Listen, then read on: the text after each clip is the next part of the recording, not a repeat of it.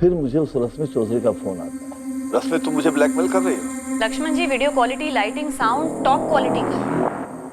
कोई भी बोलेगा कि आप ही हो, और जो आप कर रहे हो, आप क्या बोलो? कौन थी वो? नाम बताओ उसका। आप सच में लगता है मैं नाम बताऊंगी? देखो रश्मि, सीधे सीधे बताओ क्या चाहती हो तुम? बड़ी हैरत होती है मुझे लक्ष्मण जी, आप मीडिया में औरतों की सेफ्टी, मर्यादा वगैरह वगैरह को लेकर कितने स्टेटमेंट्स देते रहते हैं। वैसे तुम भी तो अपने आप को सोशल वर्कर कहते हो, और हरकतें देखो एक मामूली ब्लैकमेलर की। और आपकी हरकतें तो अवार्ड विनिंग है ना सर जी। सुनो, एक दूसरे को ताने मारने से बेहतर है कि सीधे सीधे बताओ कितना पैसा चाहिए तुम। कितना दे सकते हो लक्ष्मण जी?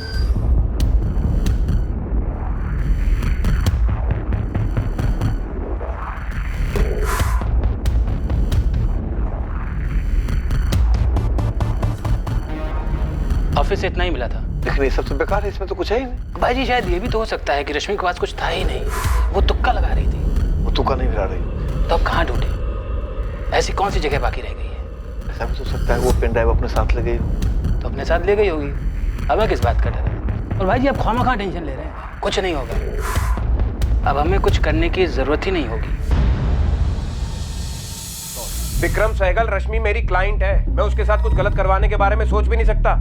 तुम्हारी हिम्मत कैसे हुई मुझ पे उंगली उठाने की? आशुतोष, मैंने तुम पर कोई इल्जाम नहीं लगाया। मैंने पुलिस के पूछने पे उन्हें सिर्फ इतना बताया था कि तुमने रश्मि को जयदेव जी के 20 के अगेंस्ट 25 पर सेटल होने की सलाह दी थी, और मैंने उसे 45 दिलवाए। और ये काम मैंने खुद नहीं किया है, मुझे जयदेव जी ने रिक्वेस्ट किया था रश्मि से बात करने के लिए, उसे समझाने के लिए, इसीलिए मैंने उससे बात की थी। अरे जयदेव जी ने 45 कैश तुम्हारे हाथ में दिए ना, तुमने दिया रश्मि को, या उसे गायब करके सारा कैश खुद ही रख लिया? वाह, मेरे एक स्टेटमेंट से तुम्हें पुलिस ने इंक्वायरी के लिए क्या बुला लिया? तुम मुझे ही मुजरिम साबित कर रहे हो। देखो, शुरुआत तुमने की है, ताली एक हाथ से बजती है क्या?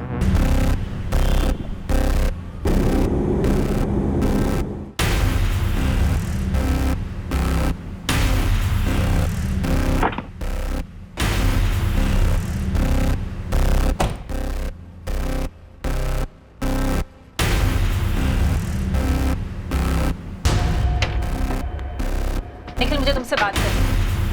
सचिन, बाहर जाओ और सेट पे कह दो कि निखिल सर को आने में थोड़ा टाइम जाएगा। वो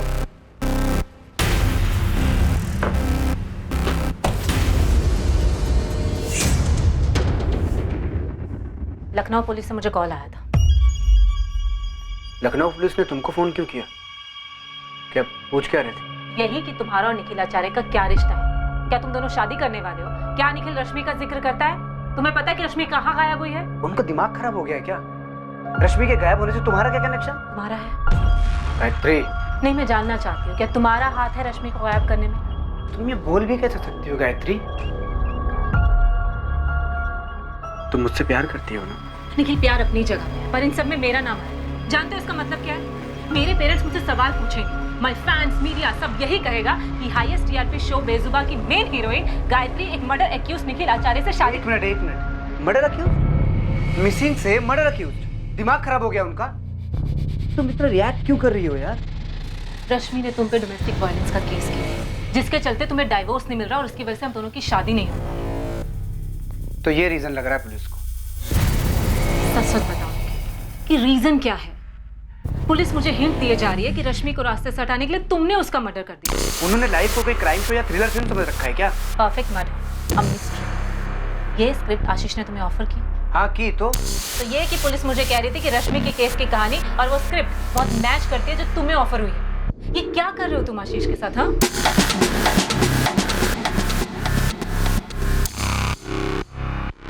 निखिल, पुलिस ने मेरी परफेक्ट मर्डर मिस्ट्री वाली स्क्रिप्ट मेल करने को कहा है। और कुछ पूछा? नहीं, पहले मुझे ये बता कि तूने किया क्या है। अरे क्या करूंगा मैं यार?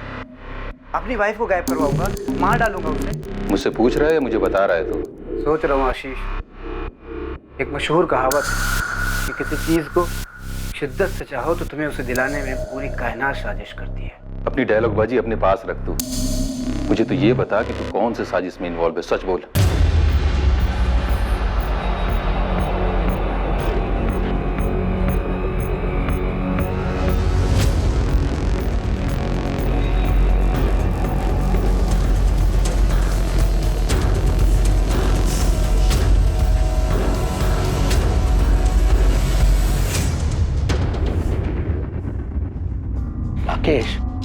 तुम्हारे पास कोई पक्का सबूत है जो साबित कर सके कि एक्स कॉर्पोरेटर लक्ष्मण व्यास का हाथ हो सकता है रश्मि चौधरी मिसिंग केस में? सर कोई पक्का सबूत तो नहीं, पर रश्मि ने अपने बॉस विक्रम को एक ईमेल भेजा था जिसमें उसने लिखा था कि वो किसी बड़े ऑपरेशन पर है। और सर लक्ष्मण व्यास काफी बड़ा है। हम दोनों को मुसीबत में डाल सके जितना बड़ा है। सर हम उस पर कोई उंगली तो नहीं उठा रहे, हम सिर्फ इतना जानना चाह रहे हैं कि एनजीओ के उन पेन ड्राइव में ऐसा क्या था जिन्हें हासिल करने के लिए उसने अपने आदमियों से उनकी चोरी करवाई। एनजीओ के सारे पेन ड्राइव्स सिर्फ रश्मि के तो नहीं थे। तुम एक काम करो, एनजीओ के मालिक विक्रम को गर्मी दो, कुछ निकल आएगा। कोई फायदा नहीं, माजरा रश्मि को लेकर ही। और सर वो रश्मि की छोटी बहन खुशबू, मीडिया और सोशल मीडिया दोनों जगह यही कह रही है कि रश्मि का गायब होना एक साजिश है। सर उंगली हम पर भी उठ रही है। ये रश्मि कोई दूध की धुली तो नहीं थी। बिल्कुल सर, लेकिन गायब अब पूरे चांसेस हैं कि मारी गई। हमें लक्ष्मण को ऐसे पूछताछ के लिए लेना है मानो इनफॉर्मल सी बात हो रही है। एकदम आराम से राकेश, और तुम डायरेक्टली कुछ मत करना, मैं बात करता हूँ लक्ष्मण से। तुम बाकी संदिग्धों पर जोर लगाओ। जी सर।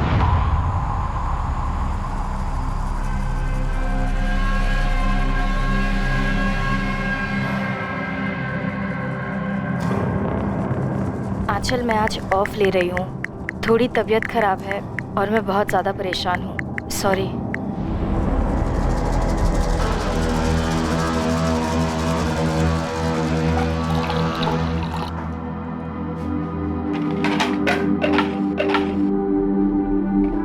दीदी, एक तो आप अकेले रहते हो, ऊपर से ये पंगे लेती रहती हो। 2 साल पहले तक मुझे तेरी फिक्र रहती, अकेले मुंबई में कैसे होगा। और अब तू?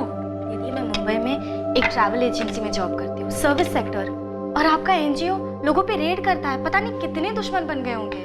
होता है यार, ये काम ही कुछ ऐसा है, अब क्या कर सकते हैं। मैं आपसे कहना चाहती थी कि ये जो जयदेव है वो सब अपना अपना फायदा देखते हैं खुशबू।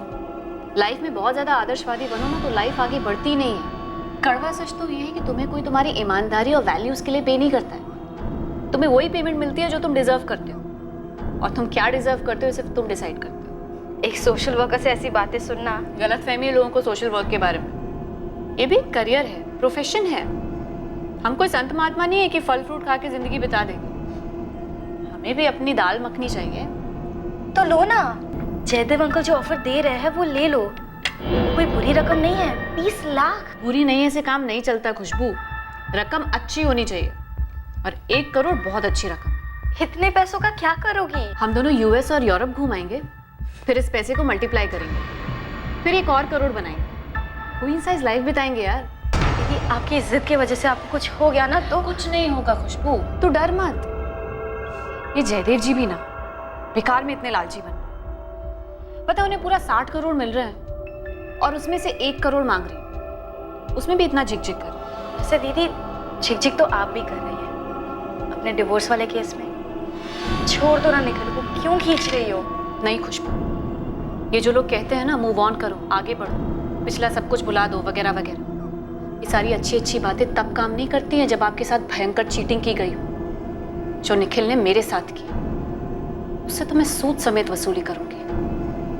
ये अच्छी बातें और कहावतें सिर्फ ग्रीटिंग कार्ड्स, फॉरवर्ड्स और ऑफिस के सॉफ्ट बोर्ड पर जचती, असली जिंदगी में नहीं खुशबू, याद रखो।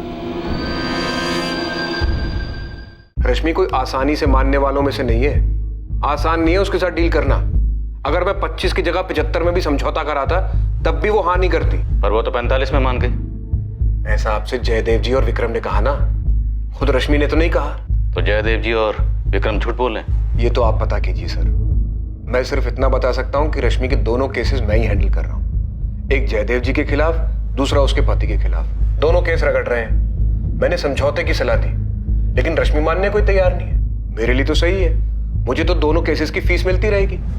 फिर भी मैंने बड़ी ईमानदारी से उससे बात की थी। निखिल वाले केस की हियरिंग अगले महीने की 4 तारीख को है। जयदेव जी वाले केस की हियरिंग जल्द से जल्द करवाने की कोशिश कर रहा हूँ, लेकिन रश्मि, जयदेव जी 25 के आगे मानेंगे नहीं। आप मेरी तरफ हो या जयदेव जी की? खुद के वकील पर भरोसा नहीं है तुम्हें तो फिर बार बार मुझे जयदेव जी के बेकार से ऑफर को कबूल करने के लिए क्यों कह रहे हैं? वैसे ही निखिल के खिलाफ केस वापस लेने के लिए कह रहे हैं, क्यों? इसमें आपका क्या फायदा है?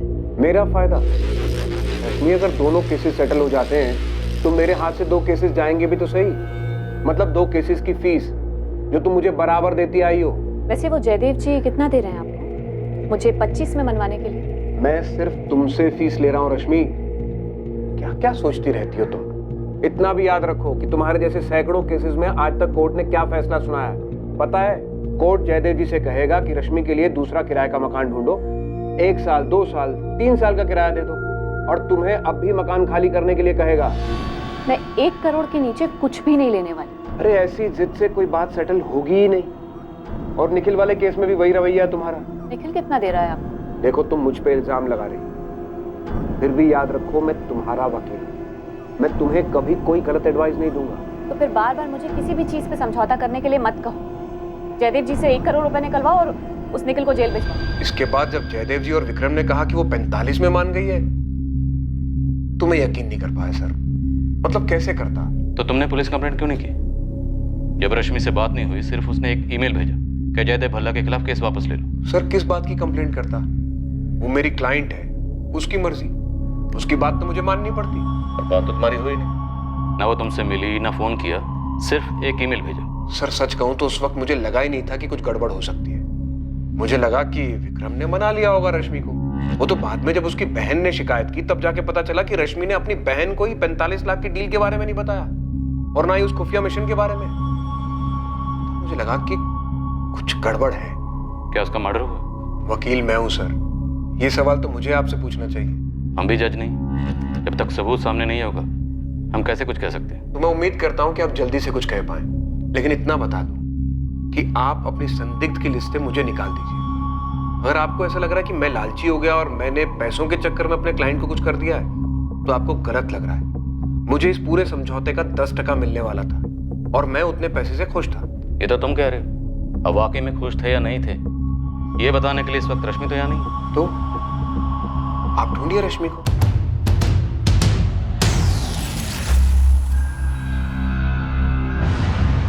ये आशुतोष राय बहुत ही छोटे लेवल का वकील है। छोटे मोटे क्रिमिनल के बेल केसेस, ट्रैफिक वाले केसेस, ऐसे ही केसेस आते हैं इसके पास। छोटा सा ऑफिस है, वो भी किराए का, खुद का ऑफिस भी नहीं है उसके पास, लेकिन बड़े बड़े अरमान है इस वकील के। पिछले 10 साल से है मैदान में, बड़े बड़े क्रिमिनल केसेस लेना चाहता है, लेकिन कोई उसे केस देता ही नहीं है। तो रश्मि को इस वकील में ऐसा क्या दिखा? रश्मि के डोमेस्टिक वायलेंस केस में ऐसा क्या था? और ये सेटलमेंट 10% बोल रहा है, मतलब 25 लाख पे 2.5 लाख। अब उसके लिए तो जैकपॉट ही होगा ना। जयदेव और विक्रम बोल रहे हैं कि 45 लाख थी, तो जैकपॉट डबल। सर, लक्ष्मण मियाज के ऑफिस से कॉल था, मिलकर बात करने की परमिशन दी है। गुड। उन पेनड्राइव्स में क्या था, कुछ पता चला? अभी तक तो नहीं साहब, लेकिन पक्का कोई एटम बम होगा जो इस लक्ष्मण पे फटने वाला था। हो सकता है रश्मि चौधरी से ब्लैकमेल कर रही है। अजीब शख्सियत है, एक तरफ समाज सेवा, दूसरी तरफ मेवा। शैलेश, रश्मि किस चीज पर काम कर रही थी? पूरी संभावना है सर, इस रश्मि ने लक्ष्मण व्यास पे कोई स्टिंग किया था, तभी वो लोग पेनड्राइव के पीछे पड़े थे। तो फिर उसने मुझे क्यों नहीं बताया? प्रकाश सेठ चूड़ियों की फैक्ट्री वाले स्टिंग के बारे में कहाँ बताया था? वो तो हमें दूसरों से ही पता चला था ना। अच्छा, ये जो चोरी हुई थी पेनड्राइव, तुमने उसकी लिस्ट बनाई है? हाँ सर, लेकिन उसमें एक भी पेनड्राइव रश्मि का नहीं था। सर, रश्मि अपना कोई भी सामान ऑफिस में छोड़ती नहीं थी।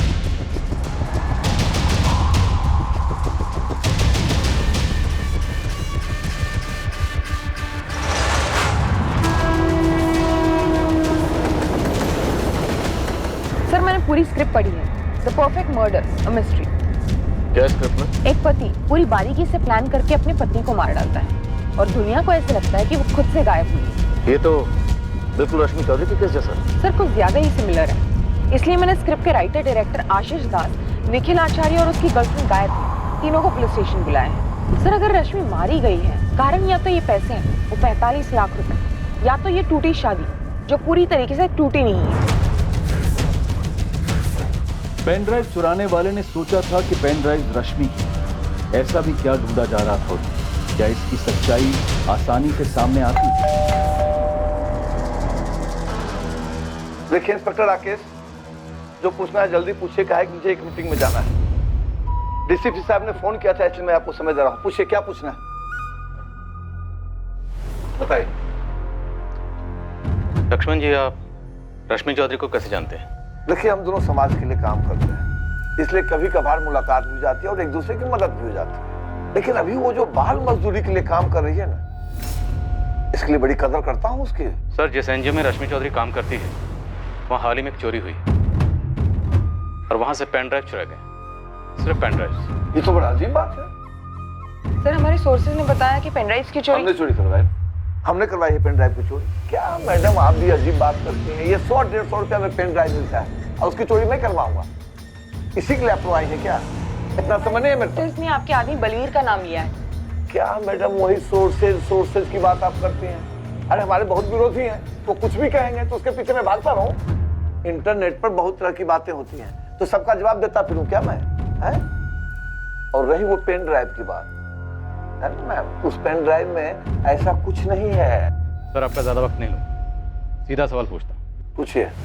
उन पेन ड्राइव्स में ऐसा क्या है जो आपके लिए खतरा हो सकता है, जिसकी वजह से रश्मि चौधरी गायब हुई? देखिए रश्मि चौधरी गायब हुई, इसका बहुत दुख है और उम्मीद करते हैं कि आप जल्द से जल्द उनको ढूंढ में निकालेंगे। और रही पेन ड्राइव की बात, तो पेन ड्राइव में हमारे खिलाफ कुछ हो ही नहीं सकता।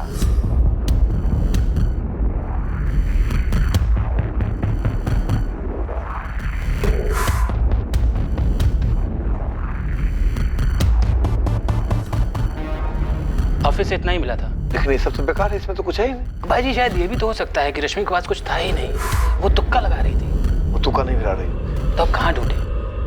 ऐसी कौन सी जगह बाकी रह गई है? ऐसा भी तो सकता है वो पेन ड्राइव अपने साथ ले गई हो। तो अपने साथ ले गई होगी, अब मैं किस बात का डर है? और भाई जी आप खामा टेंशन ले रहे हैं, कुछ नहीं होगा। अब हमें कुछ करने की जरूरत ही नहीं होगी। चलिए, मुझे और कुछ नहीं कहना। मैं उम्मीद करता हूं कि आप जल्द से जल्द रश्मि चौधरी को ढूंढ निकालें। है कि रोज न्यूज़पेपर के हेडलाइन में छपा रहता है कि रश्मि चौधरी कहाँ गायब हो गई, क्या हो गया उसे। और मैं समझता हूँ इसका बहुत ज्यादा दबाव होगा आप पे, समझता हूँ मैं। खैर जाइए, ढूंढिए उसको। हाँ? नमस्कार।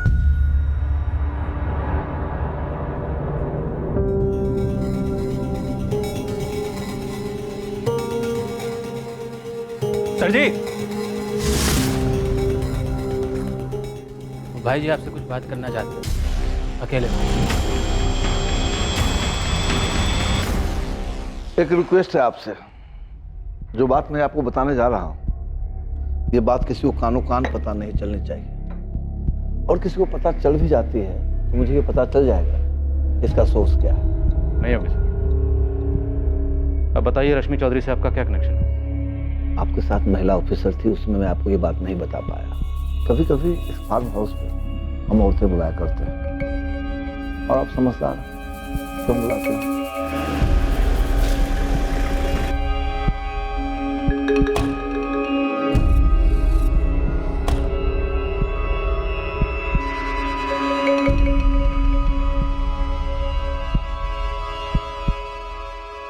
सभी के सभी मालिक होती है और अपनी मर्जी से आती है, और इसके बदले में उनको अच्छी खासी रकम भी देता हूँ, वो भी कैश में, ताकि वो मुंह न खोलें। रश्मि चौधरी भी? पता नहीं रश्मि चौधरी क्या खेल खेल रही थी। वह यूं यहाँ लाई गई किसी एक औरत ने पूरा पेमेंट लेने के बाद भी हमको धोखा दिया।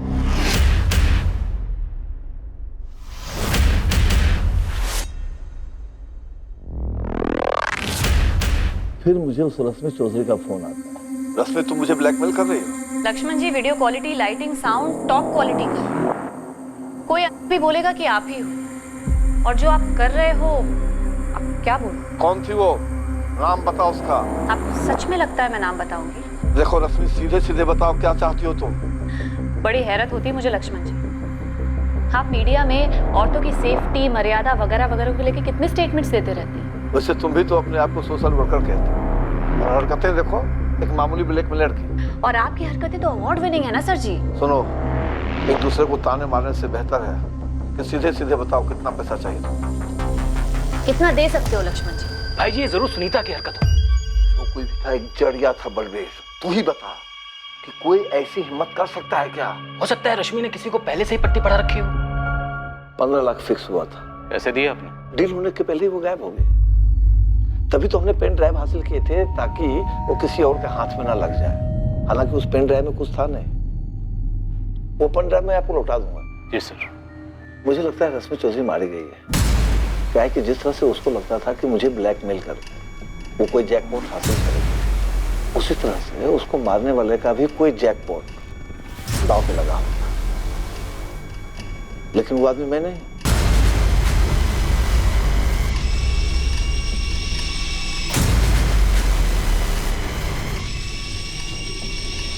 डीसीपी साहब, हमने सारी बात आपके इंस्पेक्टर को साफ साफ बता दिया। इसके बाद इस केस में हमारा नाम आना ही नहीं चाहिए। सर इतना सब कुछ साफ साफ बोल रहा है, मतलब सच ही बोल रहा होगा। हर संदिग्ध यही कहता है कि वो सच बोल रहा है।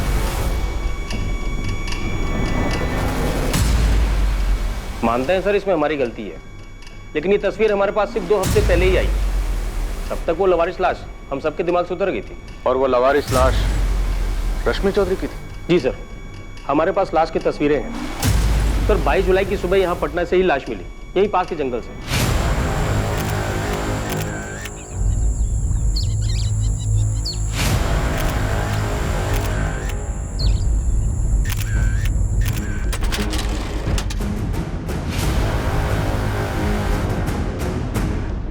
पोस्टमार्टम से सामने आया है कि मौत गला घुटने से हुई है, कोई सेक्सुअल असॉल्ट नहीं था। हम लाश की पहचान नहीं कर पाए, बॉडी पीछे से गलती जा रही थी, इसलिए हमने उसका क्रियाक्रम कर दिया। लेकिन अंश हमने बचा के रखे ताकि डीएनए टेस्टिंग में काम आ सके। तो मैं रश्मि चौधरी की बॉडी 22 जुलाई को मिल गई थी, जबकि उसकी मिसिंग कंप्लेंट 29 जुलाई को फाइल की गई। 7 दिन तक किसी को पता नहीं था कि रश्मि चौधरी कहाँ है, उसके साथ क्या हुआ। 29 जुलाई को उसकी मिसिंग कंप्लेंट उसकी छोटी बहन खुशबू ने फाइल की थी। वही तो सर, काफी दुर्भाग्यपूर्ण।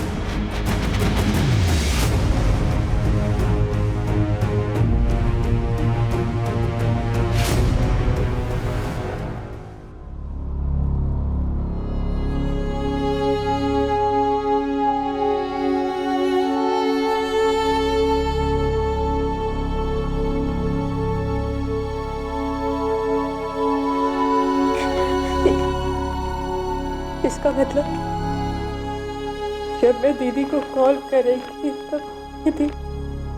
हाँ, हमें ऐसे ही लग रहा है कि रश्मि का मर्डर यहाँ किया गया और बाद में उसकी बॉडी को पटना के जंगल में फेंका गया। और वो मकान मालिक जयदेव को चिट्ठी और आशुतोष और विक्रम को ईमेल्स सब फर्जी थे। किसी और ने तुम्हारी दीदी के अकाउंट से वो मेल्स भेजे होंगे। और आप लोगों को इसकी भनक तक नहीं लगी?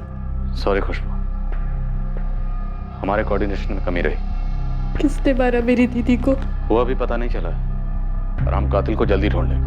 मैं बार बार कहती रही कि मेरी दीदी की जान खतरे में हो सकती है, लेकिन खुशबू मैं मानता हूँ हमारी गलती थी और हम शर्मिंदा हैं, लेकिन जिस दिन तुम हमारे पास अपनी दीदी की मिसिंग कंप्लेंट लिखवाने आई थी, तुम्हारी दीदी रश्मि का मर्डर उससे पहले हो चुका था। इतने दिनों से मैं इस ख्याल को आने से रोकती रही, फिर भी आ ही जाता था कि कहीं दीदी के साथ कुछ गलत तो नहीं हुआ होगा।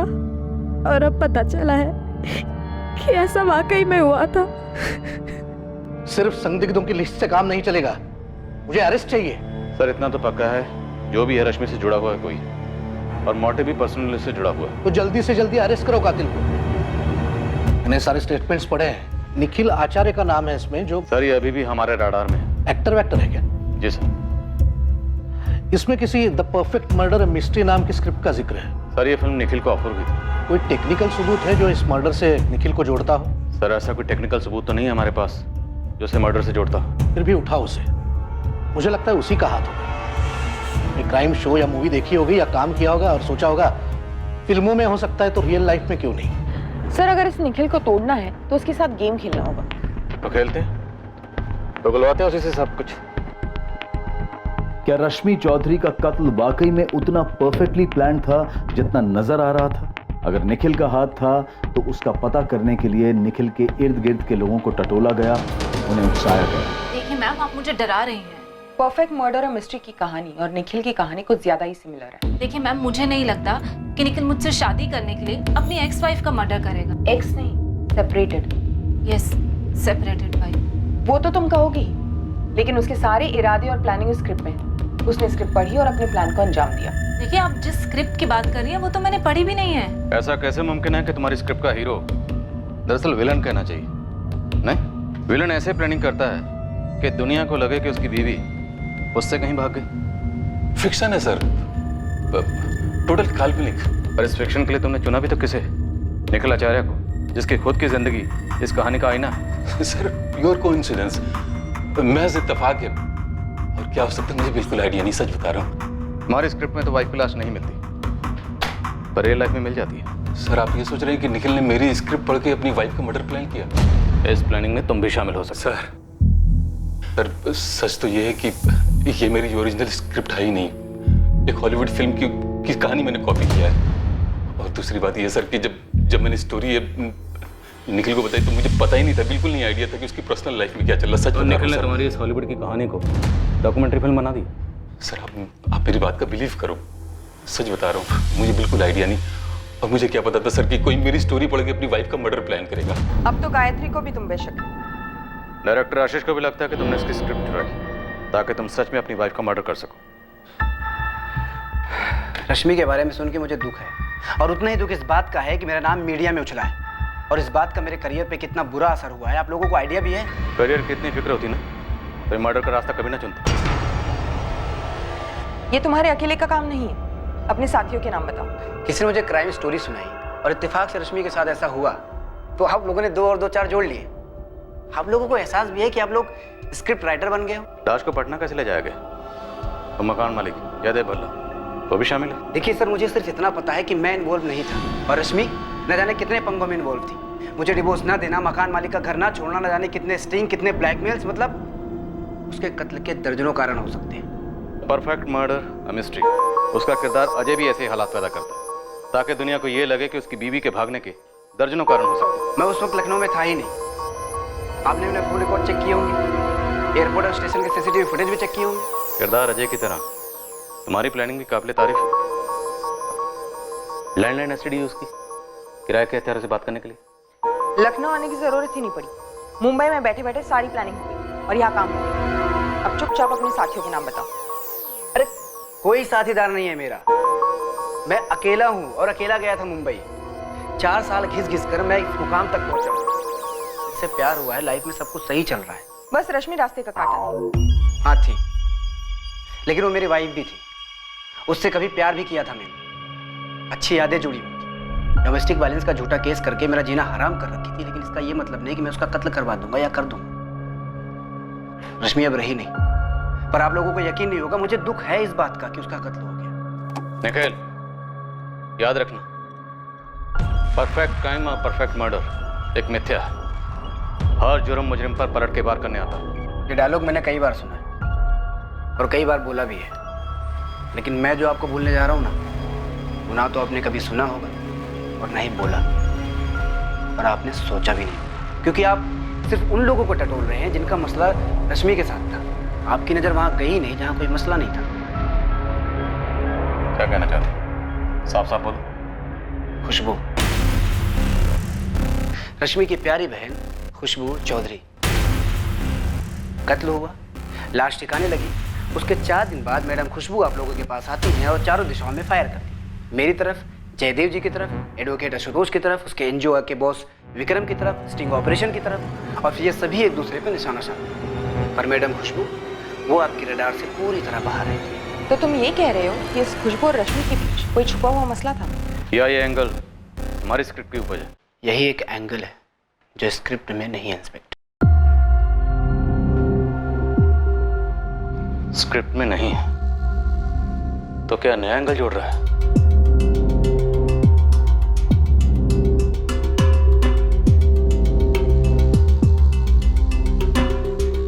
अब खुशबू को भी पुलिस स्कैनर से बख्शा नहीं है। क्या खुशबू और रश्मि के बीच वाकई कोई मसला था जो उन दोनों के अलावा और कोई नहीं जानता था?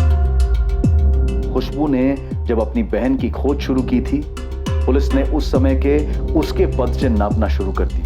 अब पुलिस खोज रही थी वो मिसिंग कड़ी जो शायद खुशबू को इस जुर्म से जोड़ने वाली थी। ये नई खोज पुलिस को दोबारा से एनजीओ के मालिक विक्रम सहगल से रश्मि के वकील आशुतोष राय तक ले गई, और घूम फिरकर पुलिस फिर से मकान मालिक जयदेव भल्ला तक पहुंची। शक की सुई घूमती जा रही थी, रुकने का नाम नहीं ले रही थी, और कातिल का नाम सामने नहीं आ रहा था,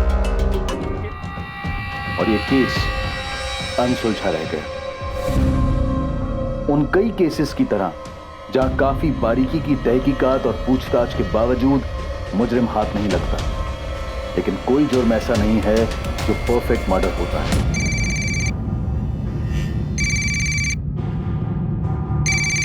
इंस्पेक्टर राकेश अधिकारी। जय सर, सब इंस्पेक्टर मोहित यादव बोल रहा हूँ, क्राइम ब्रांच से। कैसे मोहित? सर मैं एक केस हैंडल कर रहा था जिसमें मुझे कनेक्शन मिला और एक केस का। इन्वेस्टिगेशन के दौरान पता चला वो केस तो आपका था, वो रश्मि चौधरी मर्डर केस। क्या बात, पूरे 1 साल बाद हम फिर से केस फाइल खोलेंगे। लीड क्या है? दरअसल मैंने 2 हिस्ट्री शीटर्स को उठाया था सर, उनकी तोड़ाई करने ही वाला था, तब मुंह खोला उन लोगों ने। साहब हम लोग उस कांड में शामिल नहीं थे, आप हमें गलत केस में उठाना है उससे। अब उठा लाया हूं तो यहां से आराम से हाथ हिलाते हुए तो जाने नहीं दूंगा तुम दोनों को। बताओ, ऐसा कौन सा कांड किया तुम दोनों ने जो अभी तक हमारी रडार में नहीं आया? हम सच बोल रहे हैं, हमने कोई कांड नहीं किया था। हम लोग तो खुद का कुछ कानूनी शुरू करने के चक्कर में हैं। राजू, मयंक, तुम दोनों सच बोलोगे तो रात को सोने को मिलेगा, सुबह उठोगे दुनिया बुरी नहीं लगेगी, और अगर झूठ बोलोगे तो तुम दोनों अच्छी तरह से जानते हो कि यहाँ पे क्या होगा। सर वो 1 साल पहले एक काम मिला था। मर्डर? अरे नहीं साहब, एक मकान से सामान खाली करवाना था। तो मतलब ये कानूनी काम शुरू करने वाले थे तुम दोनों, मूवर्स और पैकर्स? हाँ नहीं साहब, सच में हम लोगों ने काम किया था, उसके तगड़े पैसे भी मिले थे हम लोगों को। कहाँ किया था? गिरधर नगर में साहब, मकान नंबर 12।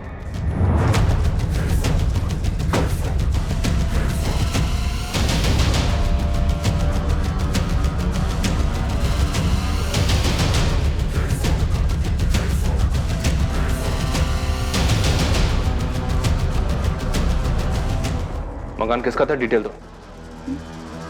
हमें पता नहीं है साहब, हमें तो पैसे मिले और हमने काम कर दिया।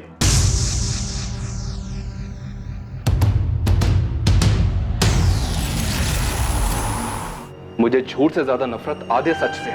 सच बोलो, कांड क्या था? साहब यही सच है, हम लोगों को नहीं पता कांड क्या था। साहब हम लोग जो अंदर गए तो मकान खाली, हमने सामान लिया और गाड़ी में रखा और चल दिया। मकान की चाबी और पैसा किसने दिया तुम्हें? उन लोगों ने रश्मि चौधरी का घर 19 जुलाई की रात 20 जुलाई की सुबह खाली किया था, और 20 की सुबह को ही मकान मालिक जयदेव भल्ला को रश्मि की चिट्ठी और लिफाफे में मकान की चाबी मिली, और अंदर से मकान पूरा साफ। तो मोहित, इस राजू और मयंक को यह काम सौंपा किसने था?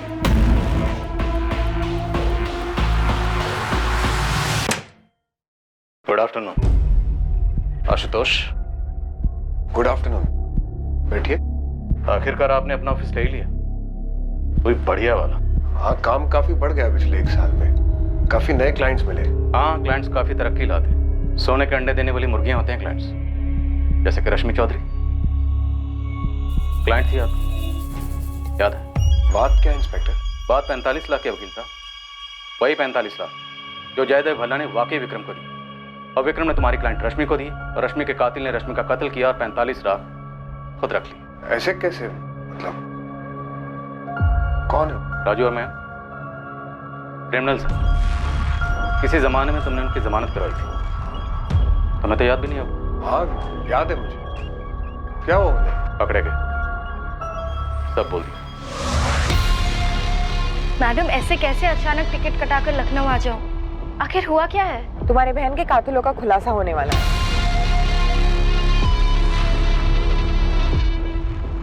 इससे पहले कि पुलिस आशुतोष राय को उठाने पहुंचती, उन्होंने उस कनेक्शन और उस चाबी को उठा लिया था जो आशुतोष को केस के साथ साफ साफ जोड़ रही थी। लेकिन क्या आशुतोष ने ही मर्डर किया था, या माजरा कुछ और ही था जो इस केस की अनसुलझी कड़ी थी? इंस्पेक्टर साहब, सर कुछ तो बोलेगी भी आप? बोला तो आपका जयदेव जी, लिफाफे के अंदर जो चाबी चिट्ठी उनके बारे में। बैठे आराम से, नाश्ता पानी करिए, तब तक हम बाकी कड़ियां लेकर आते हैं। अब कहानी पूरी कर दें।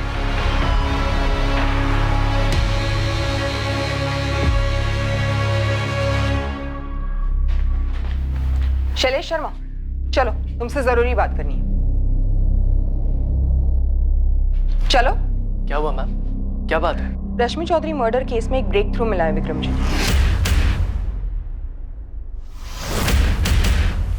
चाबी किसने दी थी? बर्फ।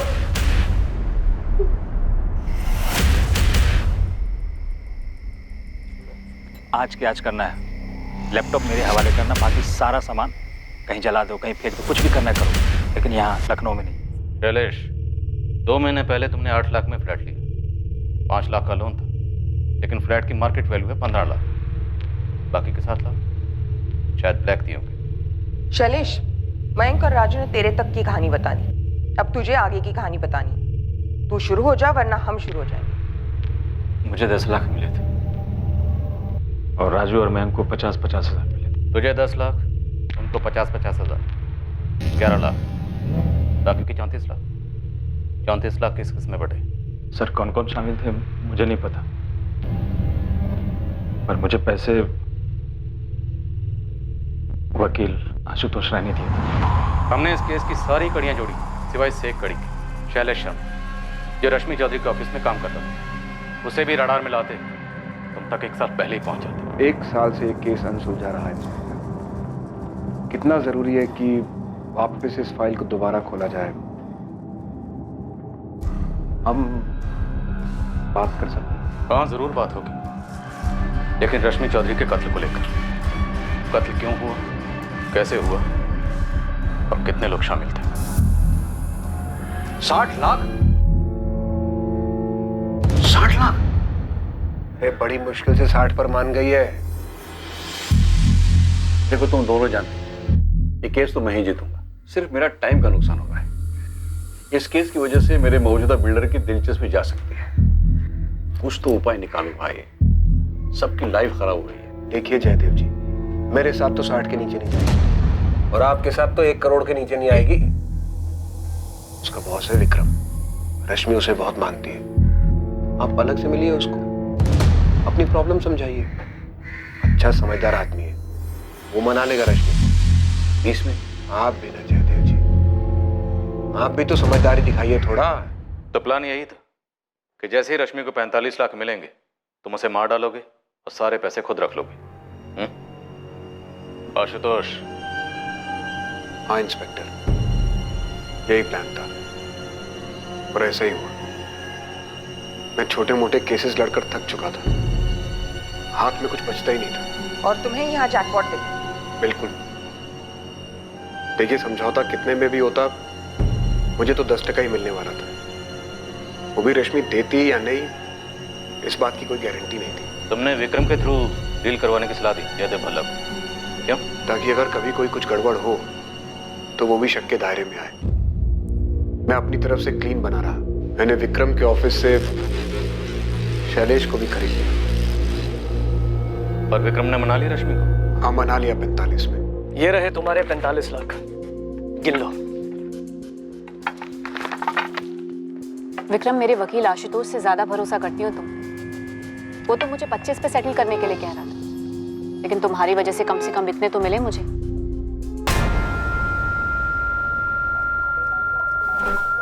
आशुतोष जी, रश्मि को विक्रम जी ने पूरे 45 लाख कैश पकड़ा दी। और मकान खाली कब कर रही है? कह तो रही थी कि जल्दी करेगी, लेकिन मुझे नहीं लगता कि दूसरा घर मिलने के पहले ये घर खाली करेगी। गुड।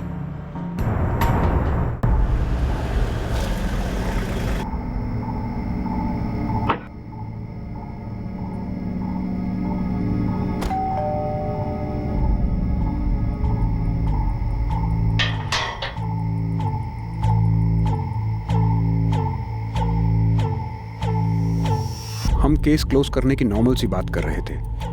पहले रश्मि को थोड़ा शक सा हुआ कि मैं शैलेश को साथ क्यों ले आया था। मैंने बात टाल दी और मौके का इंतजार किया। उसे तो खैर भनक तक नहीं थी कि क्या होने जा रहा है।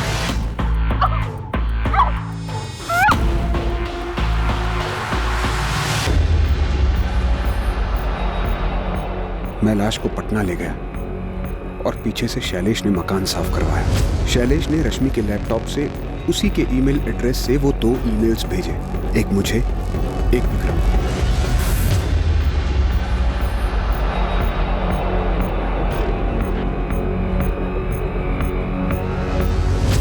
मैंने आप लोगों को सब कुछ सच बता दिया। तुम्हारी वाइफ को मालूम है तुमने ये नया ऑफिस कैसे खरीदा?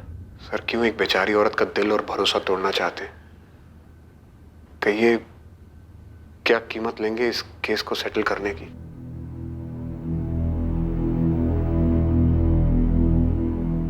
काफी शातिर तरीके से प्लानिंग की थी आशुतोष ने। जब जयदेव अंकल ने कहा था कि लिफाफा छोड़ा एक चिट्ठी और चाबी के साथ, मैंने तब के तब कहा था दीदी के साथ कुछ गलत हुआ होगा।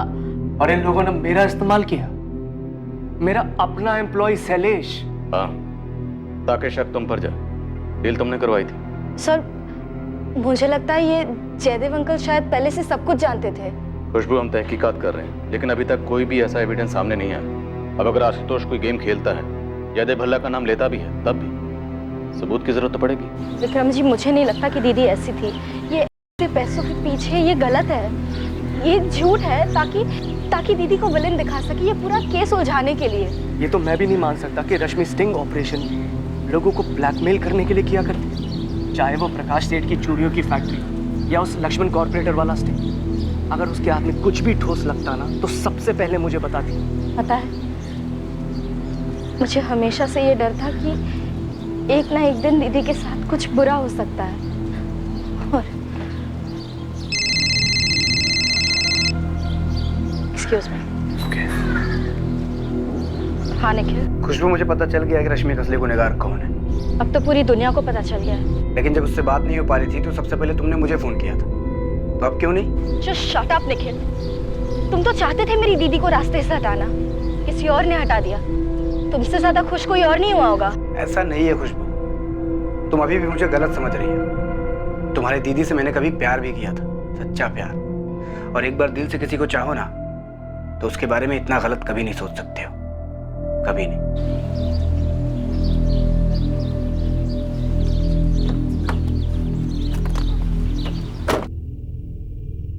आशुतोष राय और शैलेश शर्मा पर रश्मि चौधरी के मर्डर का चार्ज लगा है और साथ ही सबूत मिटाने का चार्ज भी लगाया गया है।